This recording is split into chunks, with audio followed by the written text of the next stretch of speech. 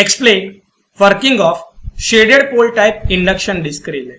So the operation of the relay is due to the current flowing in the coil.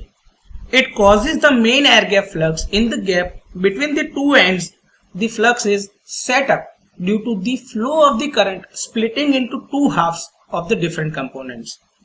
These two components are out of phase to each other, and the air gap flux of the shaded pole lags behind the flux of the non-shaded pole. So the 2/3 portion of the flux is producing another torque and 1/3 produce the another. The 1/3 is the shaded pole type. The net torque developed in the induction disk relay is proportional to the product of the magnitudes of the two magnetic fluxes and the phase angle between them.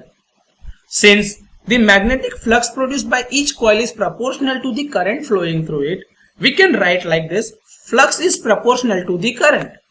Now, if the maximum values of the two fluxes are equal, then the electromagnetic force acting on the disk becomes proportional to the square of the fluxes. So, the operating torque of the relay is given as the torque is proportional to the flux square, that is proportional to the current square, that is I square. Now, to obtain the maximum operating torque in an induction disk relay, the phase displacement between the two interacting magnetic flux must be at 90 degree so that the maximum flux can be achieved.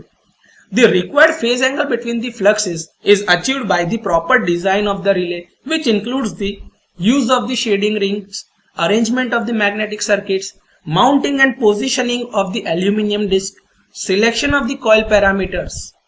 This design features ensures that the fluxes remain nearly quadrature or say 90 degree apart during the operation, resulting in the maximum torque production.